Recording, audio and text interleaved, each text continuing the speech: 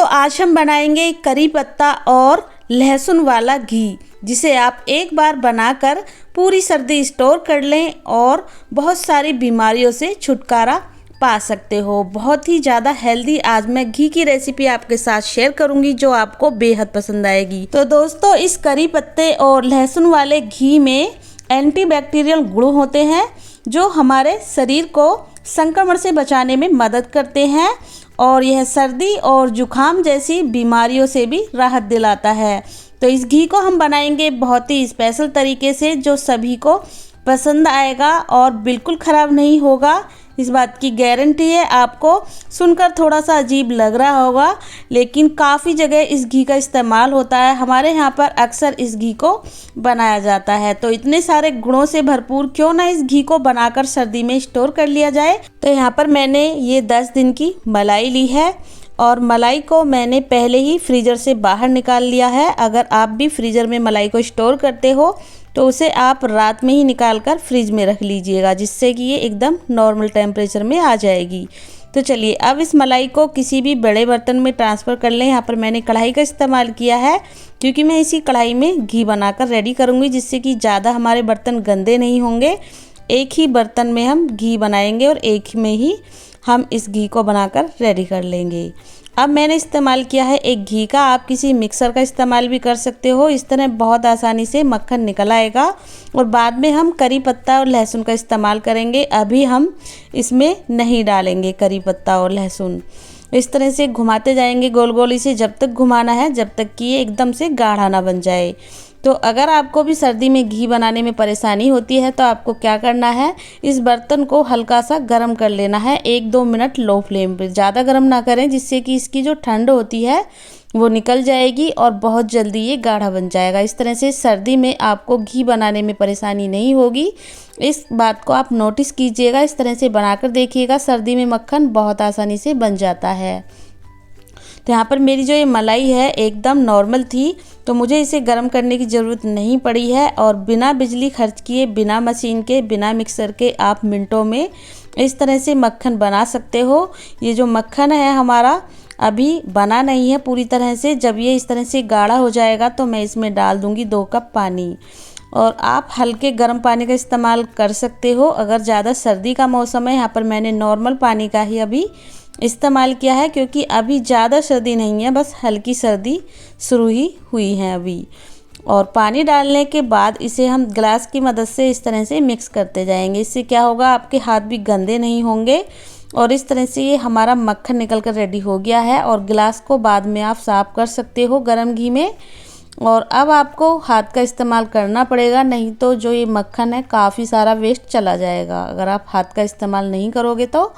और इस तरह से आपको मक्खन को इकट्ठा करना है, बहुत ही आसानी से इकट्ठा हो जाएगा। और इसमें से आपको सारा दूध ये निकाल कर रेडी करना है। आज जब हम घी बनाएंगे ना उसमें से खुरचन बिल्कुल नहीं निकलेगी और घी जो है काफ़ी ज़्यादा क्वांटिटी में निकलेगा। और इसमें से सारे दूध को हम अलग कर लेंगे। एक बर्तन में मैंने भिगोने में निकाल लिया है सारा ही दूध। और अब जो ये मक्खन है इसमें हम फिर से थोड़ा सा पानी डालेंगे। बिल्कुल भी इसमें दूध नहीं रहना चाहिए जिससे कि खुरचन नहीं निकलेगी और जो घी है ना हमारा एकदम दानेदार और बहुत ही ज़्यादा टेस्टी बनेगा। इस तरह से मैंने इसमें 1 से 2 कप पानी फिर से डाल दिया है। इस पानी में हम अच्छे से इसे धुल लेंगे। तो इस प्रोसेस को करना बहुत ज़रूरी है। जो मक्खन है ना ये बहुत ही ज़्यादा सॉफ्ट, एकदम मार्केट जैसा, रुई जैसा सॉफ्ट बनकर रेडी होता है। देख सकते हैं आप, एकदम हल्का और बहुत ही ज़्यादा सॉफ्ट हो गया है हमारा मक्खन।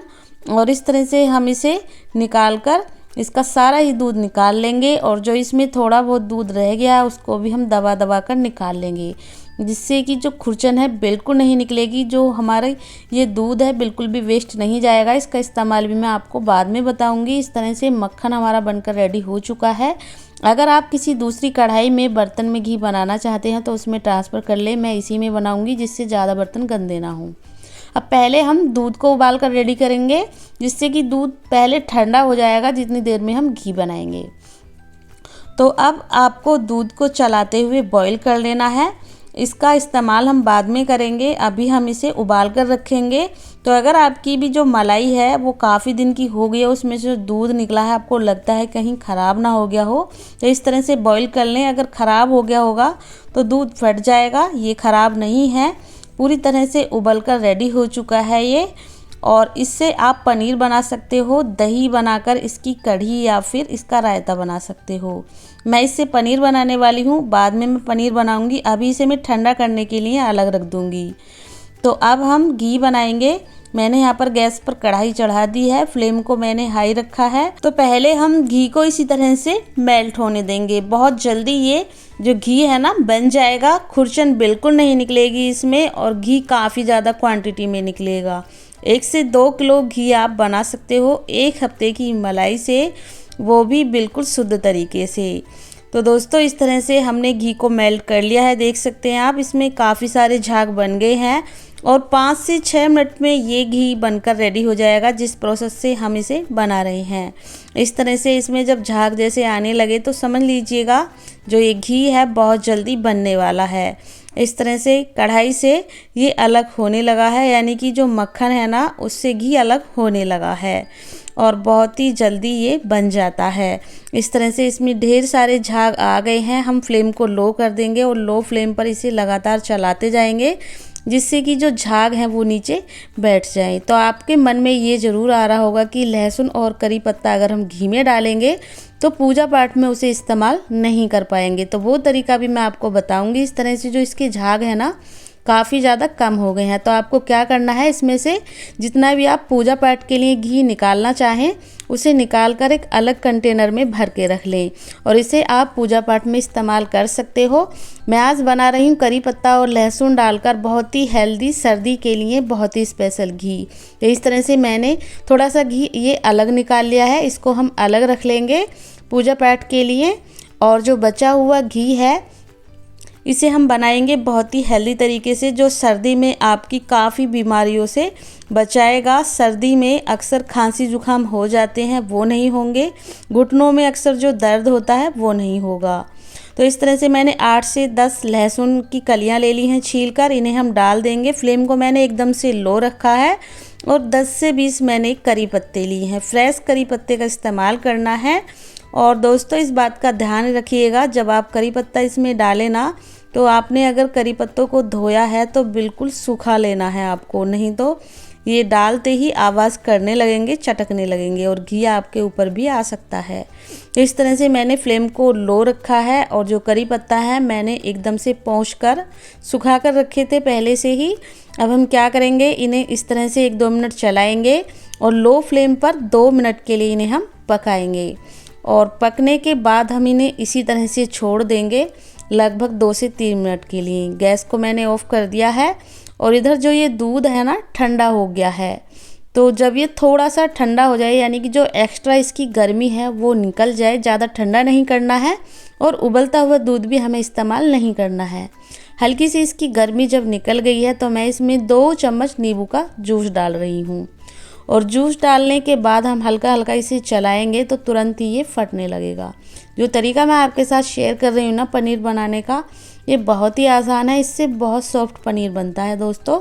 इस तरह से आप देख सकते हैं ये फटने लगा है, धीरे धीरे फटेगा ना तो पनीर बहुत अच्छा बनेगा। और अगर आप उबलते हुए दूध में नींबू या फिर ज़्यादा गर्म दूध में नींबू डालोगे ना तो एकदम से थक्के जैसे बन जाएंगे और पनीर बहुत ज़्यादा हार्ड बन जाएगा।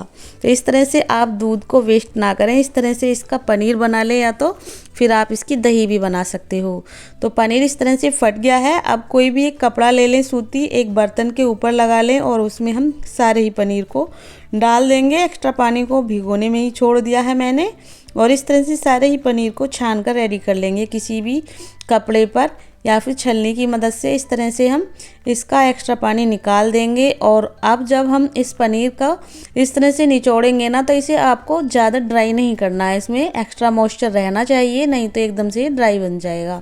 इस पानी को आप चाहें तो आटा वगैरह इससे गूँथ सकते हैं। इस तरह से मैंने इसका हल्का सा पानी निकाला है, ज़्यादा नहीं निकाला है। और इस तरह से अब हम इसे किसी दूसरे बर्तन में उल्टा करके रखेंगे। इसके ऊपर एक वज़न रखना है आपको। तो कोई भी वज़न रख दें। इस तरह से प्लेट रखने के बाद मैंने ये भारी सा चकला इसके ऊपर रख दिया है। 5 मिनट के लिए इसी तरह से छोड़ देंगे। इधर जो घी है रेडी हो चुका है बनकर, और जो लहसुन है ना ये एकदम से ब्राउन हो गया है। करी पत्ते भी पूरी तरह से भून चुके हैं।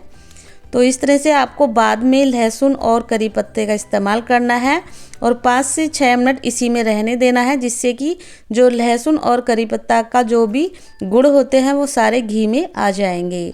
तो आप देख सकते हैं घी का कलर भी, और इसे हम छान लेंगे ठंडा करने के बाद छलनी से, और आप इसे एयर टाइट कंटेनर में भर के रख लीजिए। पूरी सर्दी इसका आप मज़ा ले सकते हैं। सर्दी से बचाएगा, जुखाम से बचाएगा, और काफ़ी हेल्दी होता है घी में भुना हुआ लहसुन। तो इस तरह से आप लहसुन वाला घी बना सकते हैं, स्टोर कर सकते हैं। गुणों से भरपूर होता है ये घी, तो आप इसे ट्राई ज़रूर करें। तो दोस्तों इस घी का इस्तेमाल आप दाल में कर सकते हैं, आपको अलग से तड़का बनाने की ज़रूरत नहीं है। 1 चम्मच आप डायरेक्ट ही इसे दाल में या सब्जी में डाल दें और इसी घी का इस्तेमाल करें जब भी आप किसी भी सब्जी में घी डालें या फिर तड़का लगाएं। तो आपको अलग से तड़का बनाने की भी ज़रूरत नहीं पड़ेगी। और जो इसका टेस्ट है करी पत्ते और लहसुन का, वो घी में बहुत ही ज़्यादा टेस्टी आएगा। सभी इसे खाना पसंद करेंगे। इस तरह से इसे आप एयर टाइट कंटेनर में भर के रख लें, और आप चाहें तो इसे फ्रिज में भी रख सकते हैं थोड़ी देर के लिए, जिससे कि ये टाइट हो जाएगा।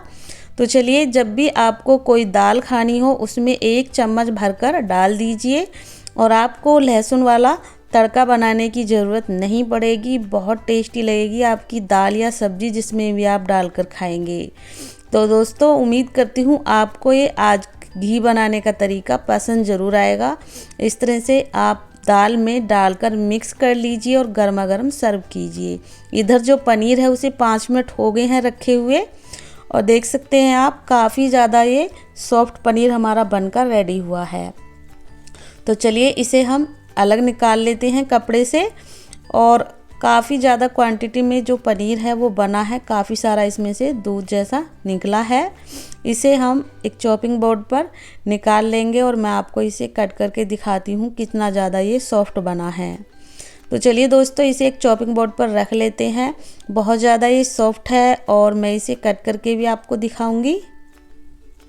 तो इस तरह से आप घर पर ही बहुत ज़्यादा सॉफ्ट पनीर बना सकते हो, या तो मलाई वाला दूध या फिर नॉर्मल दूध का इस्तेमाल भी करके आप सेम प्रोसेस के साथ इस पनीर को बना सकते हो। घर पर ही होममेड तरीके से, बहुत ही ज़्यादा शुद्ध तरीके से आप इस घी को बना सकते हो। इस तरह से छोटे छोटे पीस कर लीजिए इसके, और आप इससे कोई भी सब्ज़ी बना सकते हो। मटर पनीर, कढ़ाई पनीर, या फिर जिस तरह से भी आप खाना चाहो इसके आप पराठे भी बना सकते हो ग्रेट करके। तो आज मैं इससे बनाऊंगी मसाला पनीर की सब्ज़ी, जो बहुत टेस्टी लगेगी। और बाद में मैं आपको इसे दिखाऊंगी नहीं, क्योंकि सब्ज़ी मैं अभी नहीं बनाऊंगी, बाद में बनाऊंगी।